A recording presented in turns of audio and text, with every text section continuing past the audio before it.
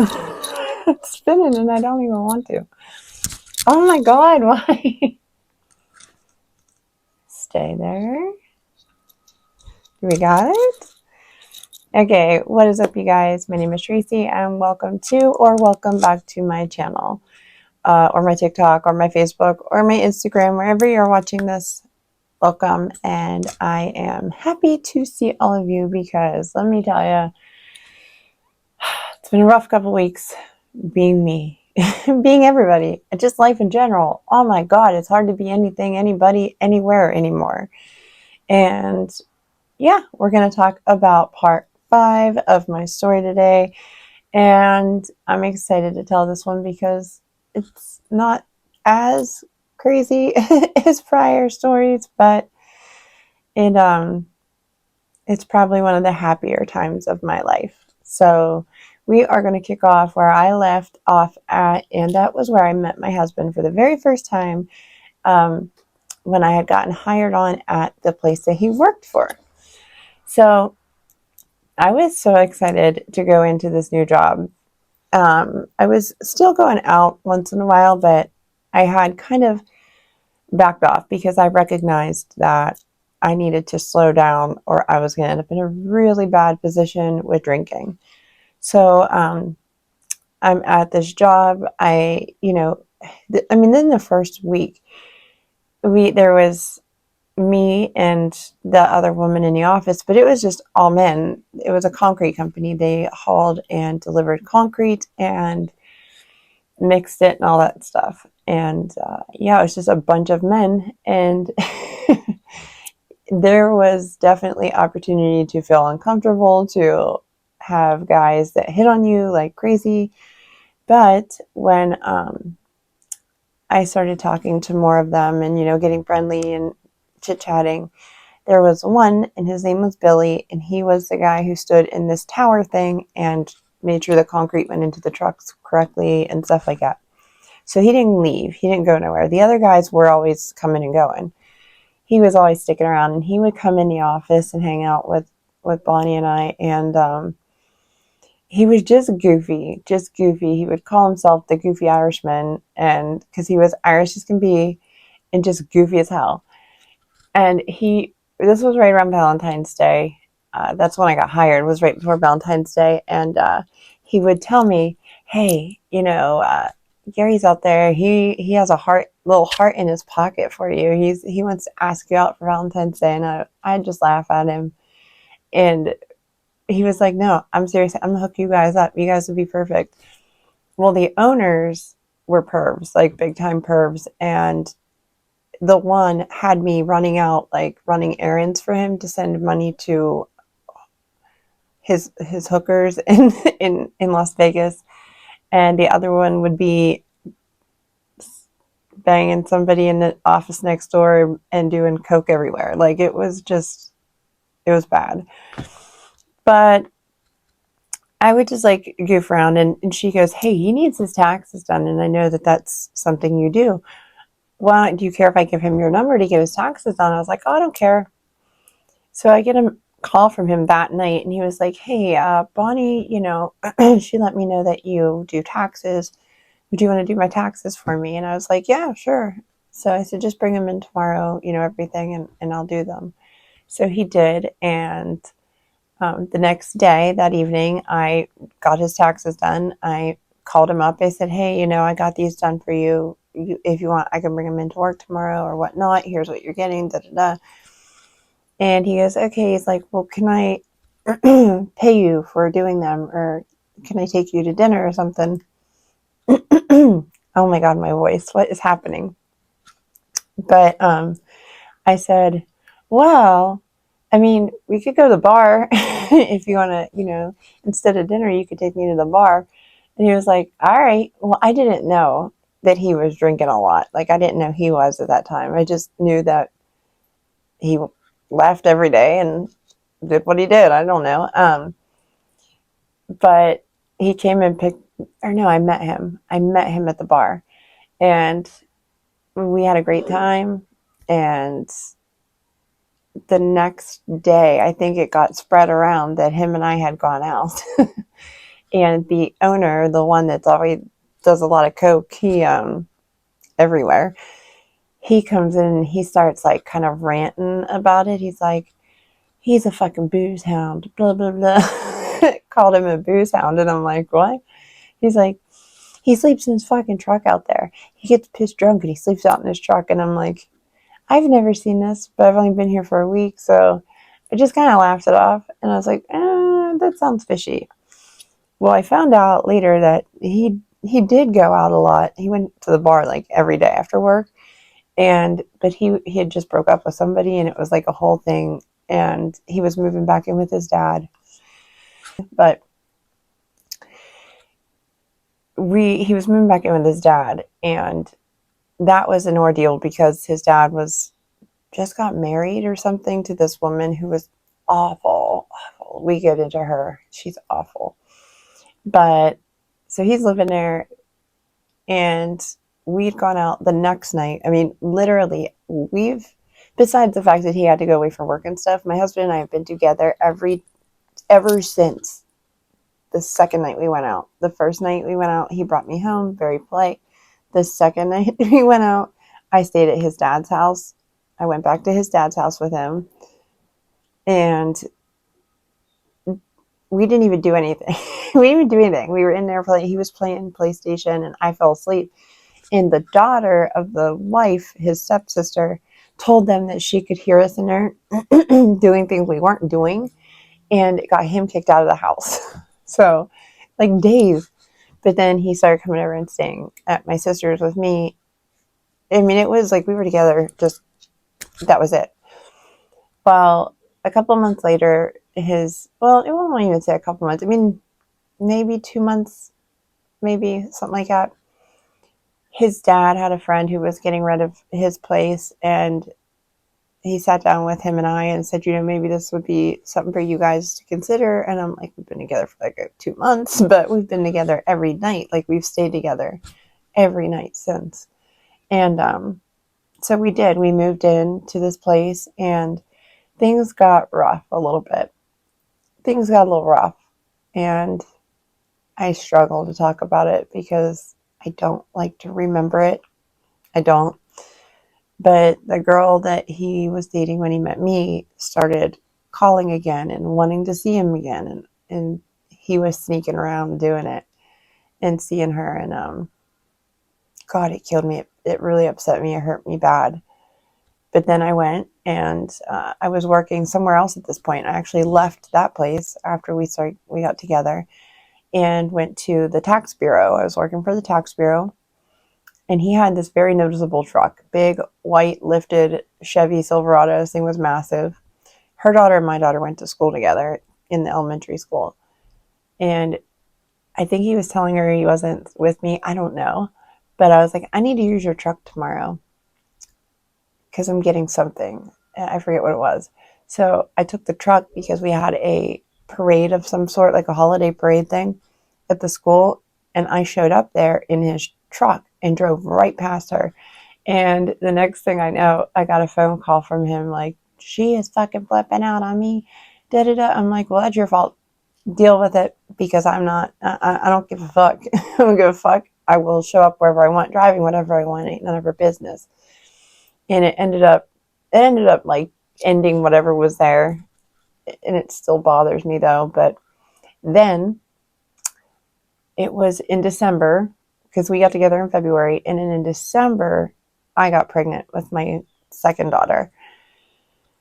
And I was like freaking the fuck out, and he was like, okay. Like, it didn't faze him, like in a bad way. It was like, okay, well, we're going to have to find another house because this place is way too small.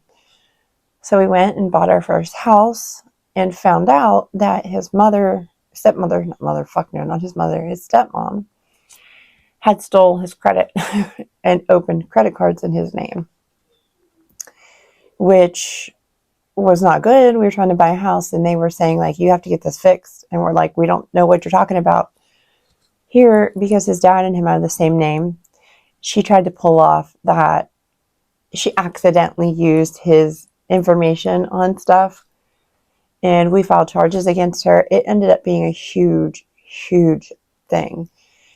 And his dad flipped out, thought we were just trying to cause problems. It was an accident. I'm like, no, it wasn't. Like, I literally got all the applications. She typed his work information in on them. She did it. It wasn't an accident. She did it on purpose. Then he found out. So he started seeing some stuff about her. And I started doing digging for him.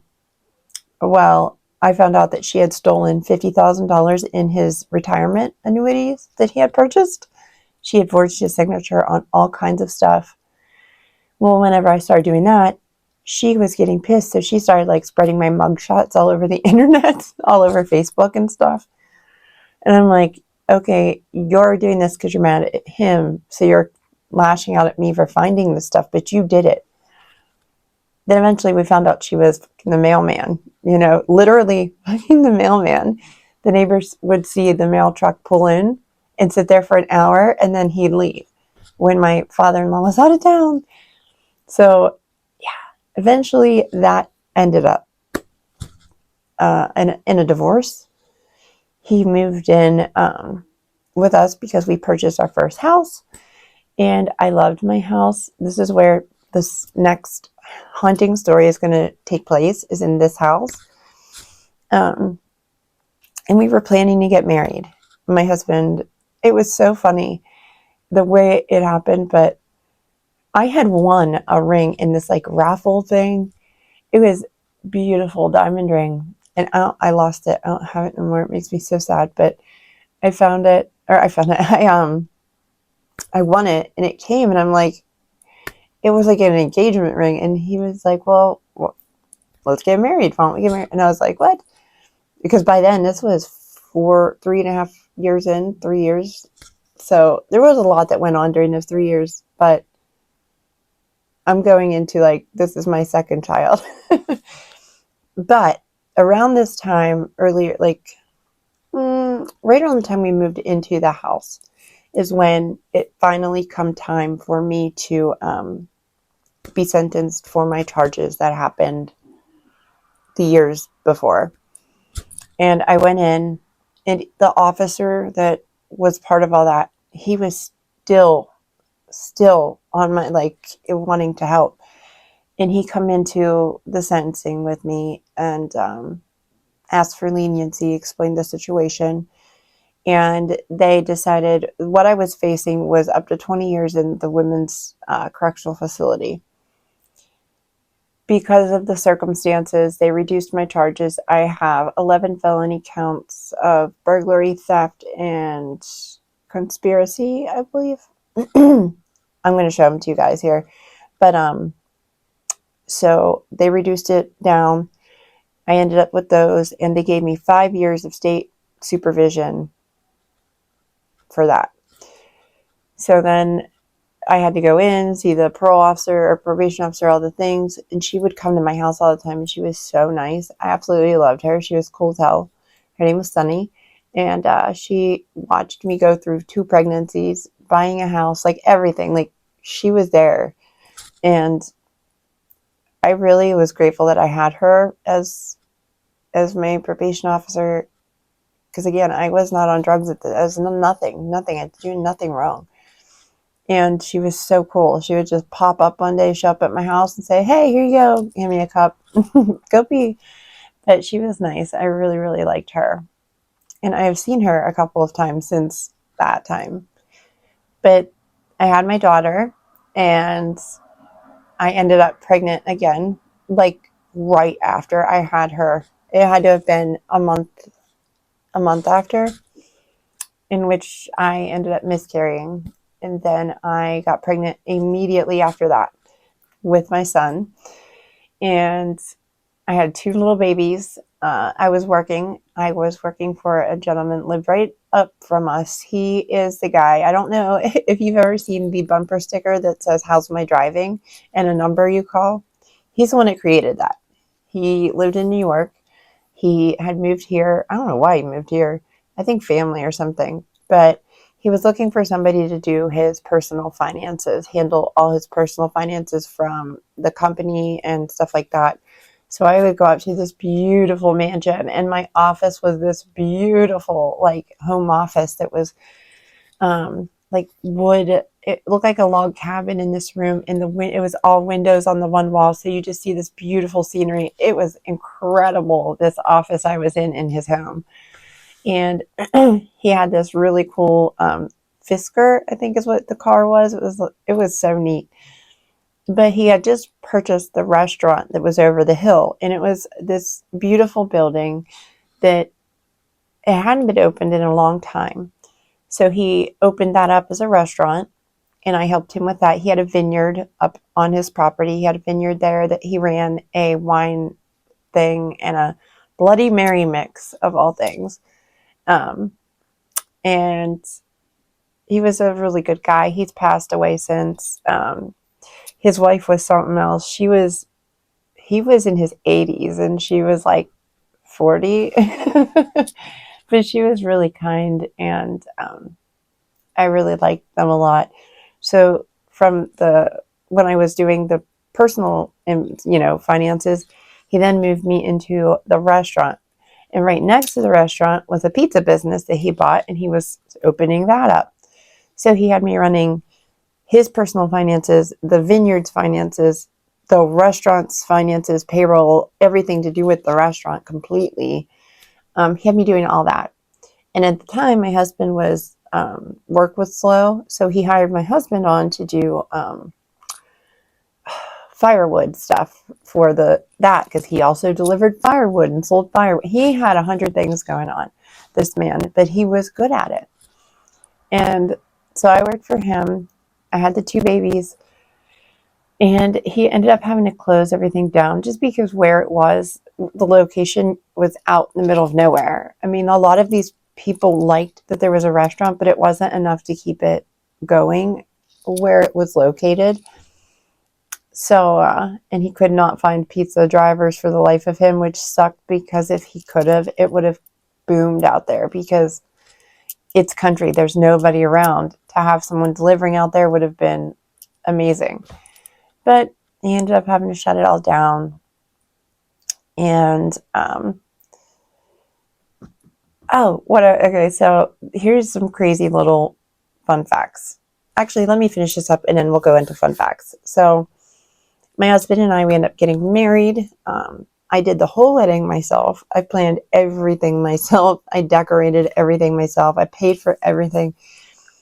And I'll have to show you some photos from it. I might add some in here for you guys to see. But we got married, and it was the happiest day. I mean, besides having the kids, the happiest day. I'll throw some pictures in of like when I had the kids too, because they're so fun to see. But yeah, life was just normal life. I was a mom working. He was working. We owned our house, but it was still a struggle. It was rough. It was rough. And there come a point where, after I lost my job with him because he was shutting everything down, and he was planning to go to Florida because he had homes in Florida, New York, and in Pennsylvania. So he was planning to leave and just kind of shut everything down. And we ended up losing our home and our vehicle because everything just happened really quickly, where I had lost my job, which was a big income for us, and his job slowed down. He needed to have surgery, and he had a triple hernia. So him needing surgery, all of that, and we ended up losing our home.